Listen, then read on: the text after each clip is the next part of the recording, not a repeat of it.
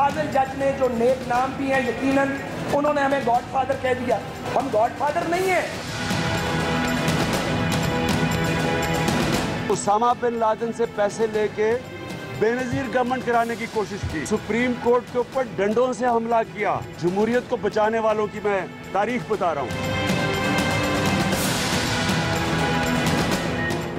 Panama case का अंजाम करीब आते ही सियासी जंग में शिद्दत, पेशियों के साथ हरीफों ने मोर्चे लगा लिए। वक्फे वक्फे से एक दूसरे पर लफ्जी गोलाबारी। साद रफीक ने वार करते हुए कहा कि एक मुंतखब वजीर आजम और उसके खानदान को एहतसाब के कटहरे में खड़ा कर दिया गया। इमरान की भी जवाबी कार्रवाई। बोले जमहूरियत को हम नहीं, ये लोग खतरे में डाल रहे हैं। के दायरे से बाहर निकल के एक दूसरे के खिलाफ कार्रवाई करेंगे, मुल्क को नुकसान होगा। इसे कोई इंतजार समझ ले, कोई दरखास्त समझ ले, कोई मिन्नत समझ ले, मेरी कोई ईगो नहीं है पाकिस्तान की। वजीर रेलवे की तनकीदी ट्रेन आज भी हरीफों को रोंती रही। पहले पानामा पेपर्स को मुल्क की तरक्की के खिलाफ मुनाजिम साजिश करार देते हुए कहा इसकी कोई कानूनी हैसियत नहीं।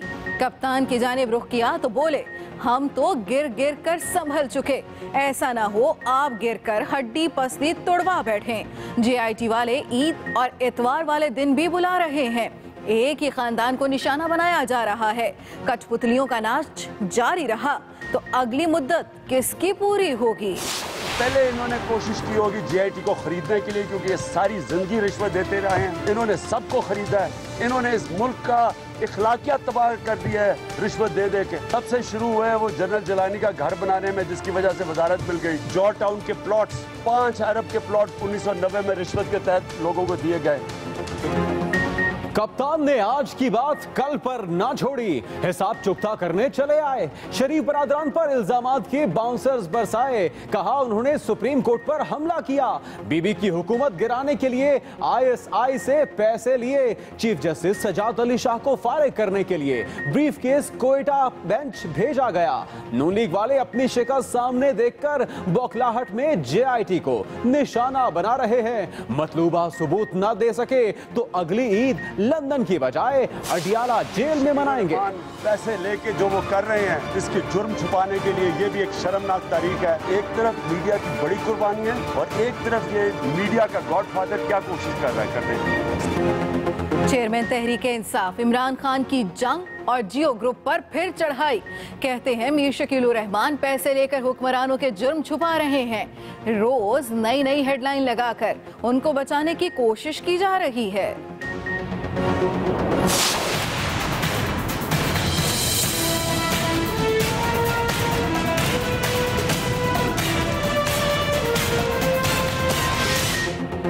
पैनामा केस का हतमी मरहला शुरू। वजीर आजम के कज़न की दूसरी बार JIT में पेशी। 3 घंटे तक पूछगछ। कहते हैं दोबारा हाजिरी के लिए कोई हिदायत मिली न समन। अरकान के रवैये से मुतल्लिक सवाल पर खामोश रहे। कल नवाज शरीफ के साहबजादे हसन नवाज की बारी। 4 जुलाई को हुसैन और 5 को मरियम नवाज आएंगी।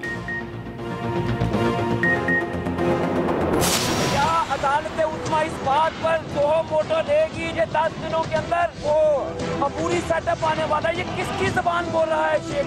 ये फिर इंसाफ नहीं, ये इंतकाम है। और इंतकाम जब आएगा तो पाकिस्तान की अवाम वो नवाज शरीफ की JIT है। आबिद शेर अली भी सियासी पिच पर बारी लेने आए। इमरान खान को जमहूरियत के लिए खतरा कह डाला। कहते हैं नवाज शरीफ का खानदान ही हदफ क्यों? जिन लोगों ने इक़्तिदार में रहकर मुल्क को लूटा उनकी JIT कौन बनाएगा? कोई ताकत 2018 में इलेक्शन जीतने से नहीं रोक सकती।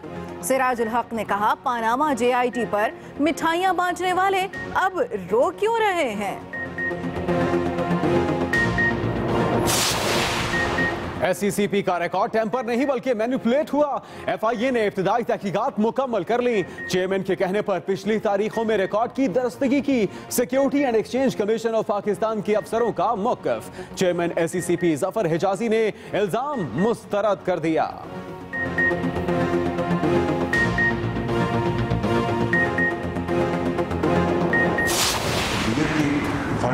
वो हम किस बैंक से निकाले गए फंड्स किन्होंने अप्रोच किया उनके खानदानों को? पीएमएलएन की गवर्नमेंट के एमएनएस मिनिस्टर्स या कारकुन या काउंसिल नहीं थे, वो किसी और पॉलिटिकल पार्टी के थे। ये रिकॉर्ड की बात है। रेमंड डेविस की किताब से हलचल। वजीर आला पंजाब शहबाज शरीफ बोले, अमरीकी शहरी की रिहाई में पंजाब हुकूमत का कोई किरदार था, न दियत की रकम अदा की। किताब में जिन लोगों का नाम आया उनसे पूछा जाए, जमहूरियत की गाड़ी को चलने दिया जाए, ये गाड़ी पटड़ी से उतरी तो सबका नुकसान होगा। मुल्तान में हौलनाक हादसे से कयामत। एक ही खानदान के 26 अफराद दरबार पर हाजिरी के लिए आ रहे थे। हेड मोहम्मद वाला के करीब टायर फटने से वैन सड़क किनारे लगी रुकावटों से जा टकराई। आग भड़की तो खौफनाक शोलों ने 6 जिंदगियां निकल ली। जाबहक अफराद में 4 खवातीन शामिल। 24 जख्मियों को अस्पताल मुंतकिल कर दिया गया। सानेहा अहमदपुर शर्किया आज भी आहें और सिसकियां सुनाई देती रही। मजीद 4 जख्मी जिंदगी और मौत की जंग हार गए। जांबहक अफराद की तादाद 200 तक जा पहुंची। कल लाहौर अस्पताल में झुलसने वालों की जिल्द की पैवंदकारी होगी। सखर में पानी की मोटर ने मेहनत कश की दुनिया उजाड़ दी। करंट लगने से पहले बेटा दम तोड़ गया। मां लखते जिगर को बचाने के लिए दौड़ी तो गोद में 9 माह की बेटी समेत करंट की जद में आ गई। तीनों मौके पर जाँ बहक। कोई सुनने वाला नहीं। घर की हालत आप देख, कोई इंतजामिया नहीं, कोई हुकूमत नहीं, कोई ऐसी जमात नहीं है जो आके यहाँ पे हमारी मदद करे।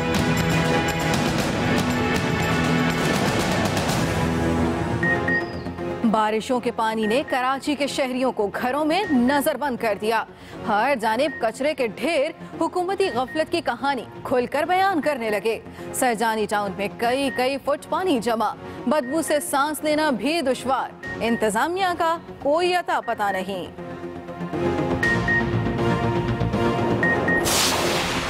मॉनसून के पहले ट्रेलर ने ही सिंध हुकूमत की पूरी फिल्म चला दी। तरक्याती कामों का जो ढोल पीटा गया उसका पोल भी खुल गया। चंद रोज कबल तैयार की गई नई नवेली सड़कें धंस गईं।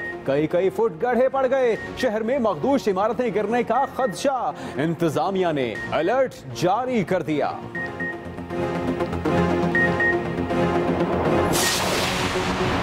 कराची में कानून नाफिज करने वाले इदारों की कार्रवाई। मुत्तहिदा लंदन के अहम रहनुमा गिरफ्तार। इंजीनियर गुलाम मुहय्युद्दीन लंदन राब्ता कमेटी के लिए भी नामजद थे। गुज़श्ता साल में गुलाम मुहय्युद्दीन को हिरासत में लेकर रिहा कर दिया गया था। जासूस और दहशतगर्द कुलभूषण यादव के मामले को सिविल कैदियों के साथ नहीं देखा जा सकता। दफ्तर खारजा का 2 टोक मौक़िफ़। तर्जुमान कहते हैं पाकिस्तान भारत के साथ काउंसलर रसाई के मुआहिदे पर उसकी रूह के मुताबिक अमल दरामद कर रहा है। मुशीर खारजा सरताज अजीज से अमरीकी सेनेटर्स के वफ्द की मुलाकात। सेनेटर जॉन मैकेन कहते हैं अमरीका कश्मीर से मुतालिक अपनी पॉलिसी जारी रखेगा।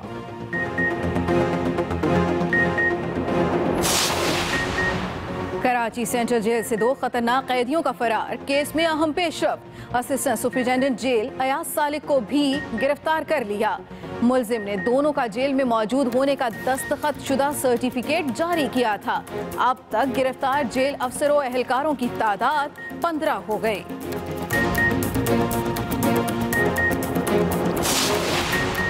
लंदन में रहकर पाकिस्तान में घर बनाने का ख्वाब अब पूरा होगा। एक्सप्रेस मीडिया ग्रुप की जानिब से जारी रियल एस्टेट एक्सपो की भरपूर पजीराई। लोगों की बड़ी तादाद शरीक हुई। अस्सलामुअलैकुम, एक्सप्रेस न्यूज के साथ मैं हूं नबीला सिंधु और मैं हूं जुनैद अलीम। बुलेटिन के आगाज में आपको खबर दें कि वजीर रेलवे की तनकीदी ट्रेन आज भी हरीफों को रोंदती रही। ख्वाजा साद रफीक कहते हैं कि पनामा पेपर्स मुल्क की तारीख के खिलाफ साजिश है और इसकी कोई कानूनी हैसियत नहीं है। वजीर रेलवे की तनकीदी ट्रेन आज भी हरीफों पर चल दौड़ी। पनामा पेपर्स मुल्क की तरक्की के खिलाफ साजिश, इसकी कोई कानूनी हैसियत नहीं है। हम गिर कर संभल चुके, ऐसा ना हो इमरान गिर कर हड्डी पसली तोड़वा बैठे, ऐसा कहना था ख्वाजा साद रफीक का।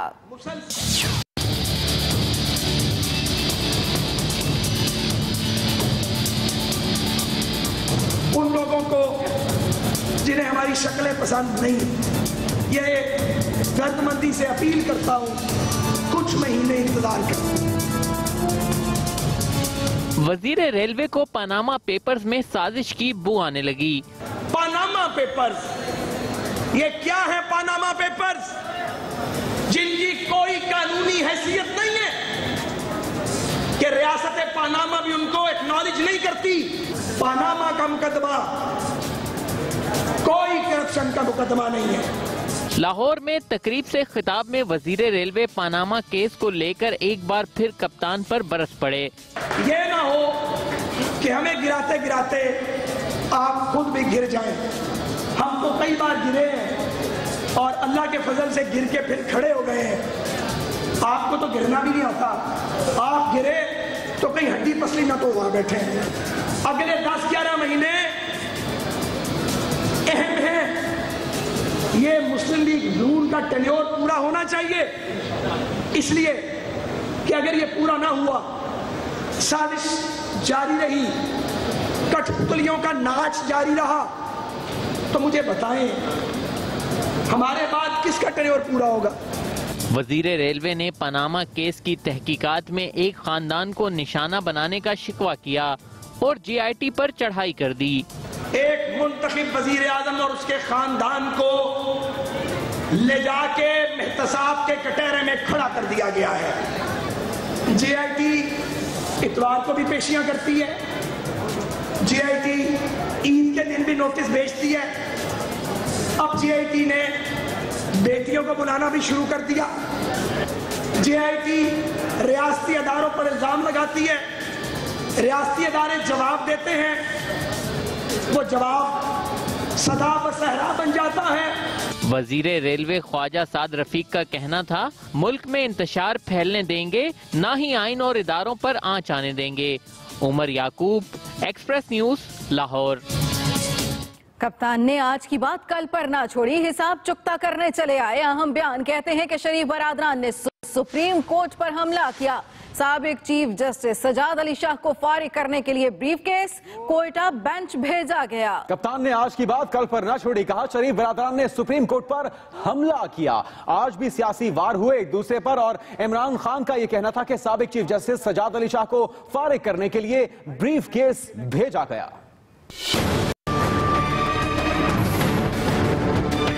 जमहूरियत के दरख्त पे बैठे उसी को काट रहे हो। नवाज शरीफ अपनी चोरी बचाने के लिए इस मुल्क की जमहूरियत को नुकसान पहुंचा रहा है।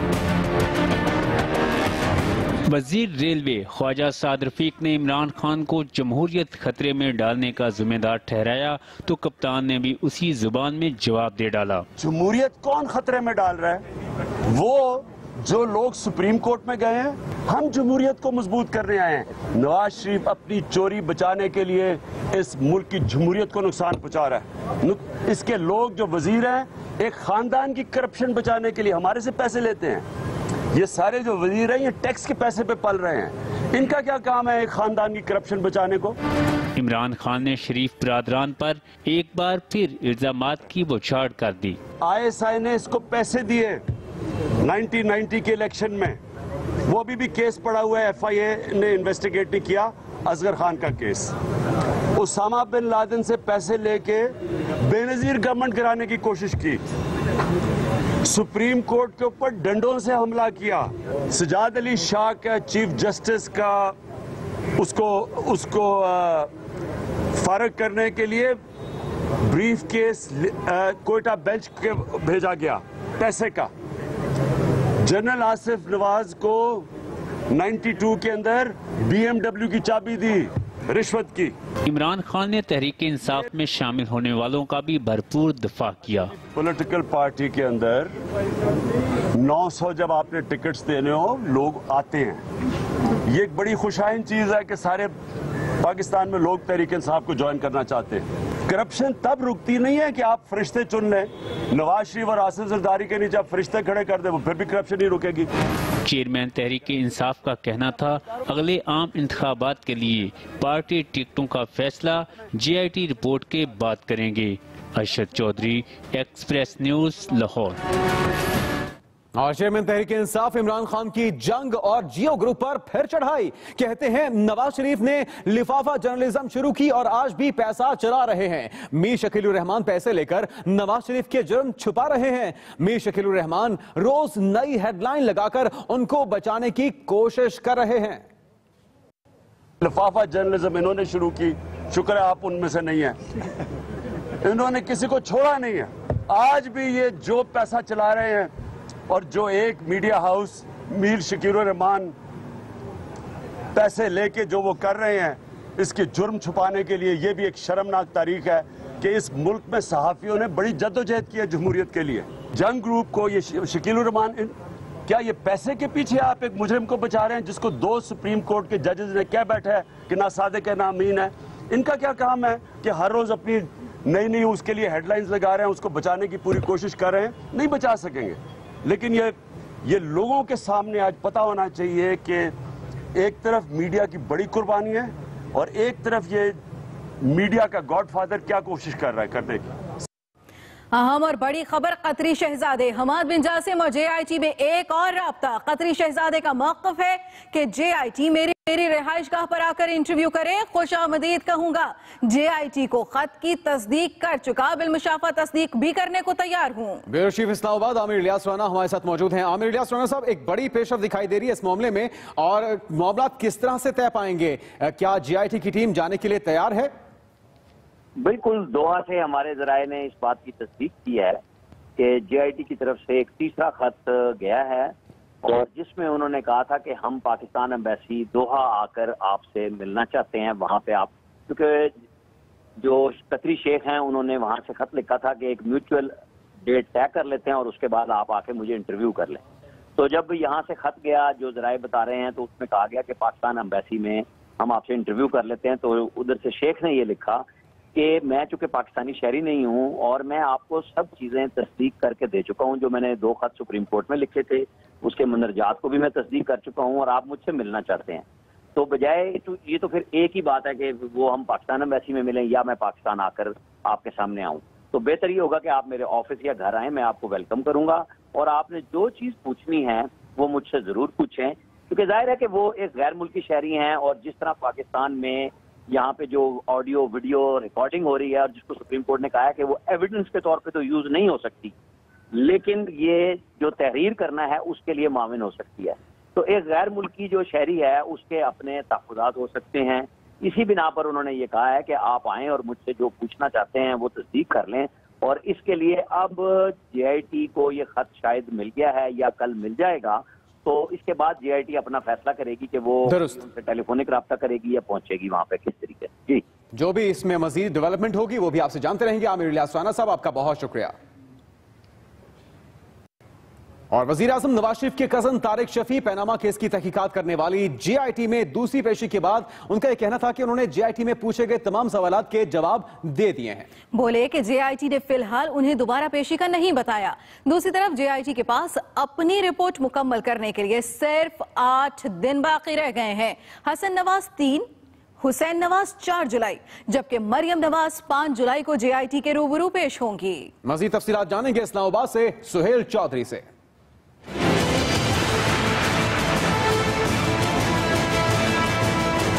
वज़ीर आज़म नवाज शरीफ के कज़न तारिक शफी दूसरी बार JIT के सामने पेश हो गए।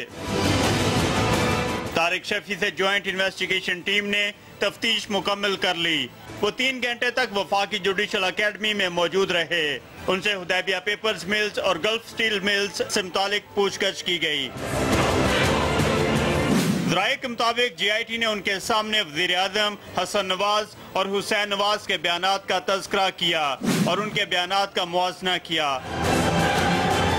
तारिक शफी बगैर दस्तावेज़ात के JIT के सामने पेश हुए और JIT अरकान के सवालात के जवाबात देते रहे।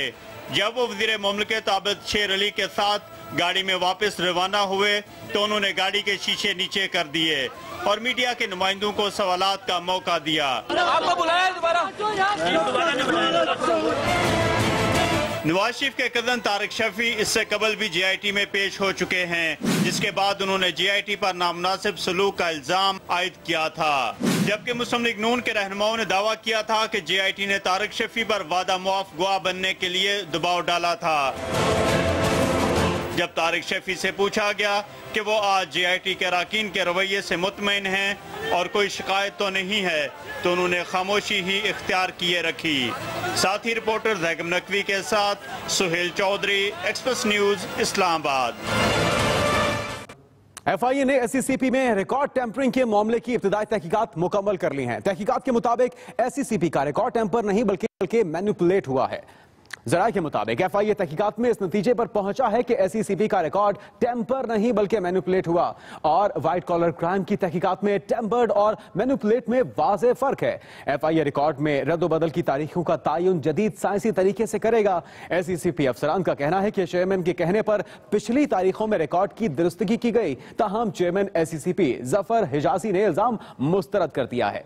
FIA अब SCCP के चेयरमैन और अफसरों के बयानात में तजाद को साइंसी तरीके से चेक कर रहा है।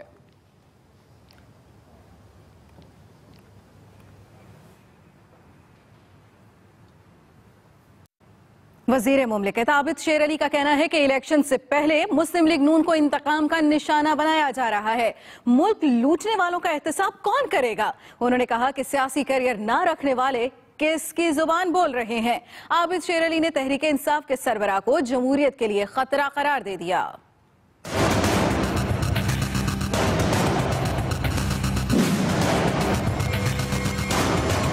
हर मर्तबा नवाज शरीफ का खानदान ही क्यों, कभी त्यारा साजिश केस के अंदर, कभी मुल्क से बाहर मुल्क बदरी करके, आज हमारी माओ बहनों को भी इस इंक्वायरी कमेटी के रूबरू पेश किए जाने के लिए समन जारी किए गए। क्या अदालत उज़्मा इस बात पर सोहो मोटो लेगी जो शेख रशीद ने कहा कि ये 10 दिनों में खेल खत्म होने वाला है? साहिबों से पूछना चाहता हूं कि हज स्कैंडल कहां गया, NICL स्कैंडल कहां गया, सरे महल कहां गया? वो जो अदालतें जो स्विट्जरलैंड थी जिन्होंने सजाएं दी थी उस वक्त के सदर को, वो उस वक्त के लोग कहां गए? KP में ना चाहते हुए भी PTI को ज़कात में हुकूमत दे दी कि आप लोगों की खिदमत करें, लेकिन उसका नतीजा खमियाजा ये भुगतना पड़ा कि आज ये जूझ मजूझ पाकिस्तान की इस डेमोक्रेसी को कीमत की तरह चाटने की साजिश कर रही है। हम तो सियासतदान इतने से हैं, तो जिन लोगों ने इक़्तिदार में रहकर मुल्क को लूटा उनका एहतसाब कौन करेगा? अहम खबर शामिल करेंगे। वज़ीर आला पंजाब शहबाज शरीफ का कहना है कि जमहूरियत की गाड़ी को चलने दिया जाए, ये गाड़ी पटरी से उतरी तो सबका नुकसान होगा। जमहूरियत की गाड़ी को चलने दिया जाए, ये पटरी से उतरी तो सबका नुकसान होगा, ऐसा कहना था शहबाज शरीफ का। उन्होंने ये भी कहा कि रेमो डेविस की रिहाई में पंजाब हुकूमत का कोई किरदार नहीं था और ना ही दियत की रकम अदा की। किताब में जिनका नाम आया है उनसे पूछा जाए।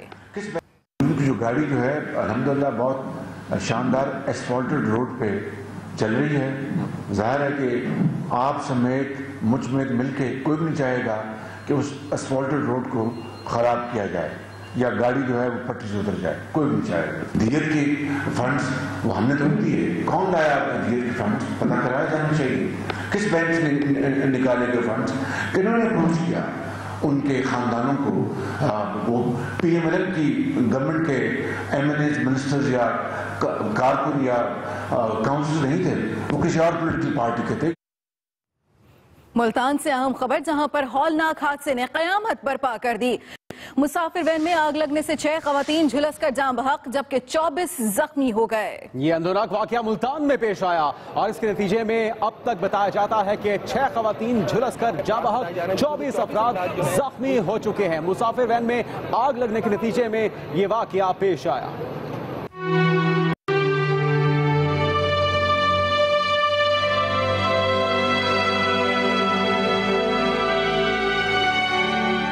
मुजफ्फरगढ़ में हौलनाक ट्रैफिक हादसे ने 6 जानें ले लीं। तहसील चौक सरवर शहीद के इलाके चौक मुंडा के रिहायशी एक ही खानदान के 26 अफराद मुल्तान में दरबार पर हाजिरी के लिए आ रहे थे कि दोपहर 4 बजे हेड मोहम्मद वाला के करीब वैन का टायर फट गया। मुसाफिरों से भरी वैन सड़क के किनारे लगी रुकावटों से जा टकराई और उसमें आग भड़क उठी। गाड़ी ये टकराई है इसके साथ, पिलर के साथ आपके सामने। इसके वो आदमी जो फ्रंट पे बैठे थे वो उतरे हैं और बकाया इतनी असनाद में आग लग गई है। 6 खवातीन मौका पर ही जाँ बहक हो गयी। रेस्क्यू 1122 के एहलकार इतला मिलते ही मौका पर पहुंचे और आग पर काबू पाकर वैन में मौजूद 24 अफराद को फौरी निश्तर अस्पताल बर्न यूनिट मुंतकिल किया गया। पहले गाड़ी में से जो है ये धुआं निकला है, धुआं निकलते ही फिर उसके बाद आग लगी है, जिसके नतीजे में ये इंतहाई अफसोसनाक हादसा जो है ये पेश आया। अभी इसकी तहकीकात जारी है। निश्तर अस्पताल जराये के मुताबिक 2 अफराद की हालत तशवीशनाक है। लवाहिकीन की बड़ी तादाद भी हादसे की जगह पहुंच गई। ये बच्चे चौक मुंडे से आ रहे थे हमारे सैर के लिए, जा रहे थे, ये हादसा पेश हो गया। जी दरबार में 32 से 33 लोग थे। उधर तर्जमान जिले हुकूमत का कहना है वाकया मुजफ्फरगढ़ की हदूद में पेश आया। DC मुजफ्फरगढ़ तहकीकात करेंगे। Nasheed Anjum, express news, Multan. अहम खबर अहमदपुर शर्किया में आज भी आहूं और सिस्कियों के डेरे। साने अहमदपुर शर्किया के मजीद 4 जख्मी जिंदगी की जंग हार गए। हलाकतों की तादाद 200 हो गई है। अहमदपुर शर्किया में आज भी आहूं और सिस्कियों के डेरे रहे। मजीद 4 जख्मी जिंदगी की जंग हार गए। हलाकतों की तादाद अब तक 200 हो चुकी है। विक्टोरिया अस्पताल में 25, अहमदपुर शर्किया अस्पताल में 14 जख्मी जेरे इलाज है। एक और अहम खबर कि मुल्क भर में फसादियों के खिलाफ ऑपरेशन रद्दुल फसाद कामयाबी से जारी है। ISPR के मुताबिक FC काकोहलू में सर्च ऑपरेशन, 8 दहशतगर्दों को गिरफ्तार कर लिया गया। ये ऑपरेशन जारी है जिसमें FC काकोहलू में ऑपरेशन किया गया है और इस ऑपरेशन में 8 दहशतगर्दों को गिरफ्तार किया गया है। दहशतगर्दों से 3 SMGs, 5 राइफल, 18 मैगजीन और हजारों राउंड्स भी बरामद कर लिए गए हैं। फसादियों के खिलाफ ये ऑपरेशन रद्दुल फसाद कामयाबी से जारी है जिसमें दहशतगर्दों को, इंतहा पसंदों को चुन चुन के ठिकाने लगाया जा रहा है। मजीद खबरें आप जान पाएंगे इस ब्रेक के बाद, और ब्रेक से पहले न्यूज अपडेट्स। कतरी शहजादे और GIT में एक और राबता, अपनी रिहाइशगाह पर इंटरव्यू देने को तैयार, पाकिस्तानी सिफारत खाने में आने से माजरत।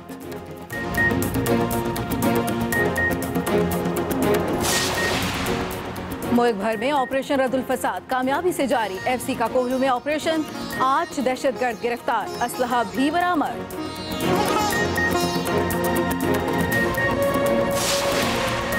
और अटक में ऑयल टैंकर मोड़ काटते हुए उलट गया, ड्राइवर जख्मी। पुलिस ने इलाके को घेरे में लेकर शहरियों को करीब आने से रोका।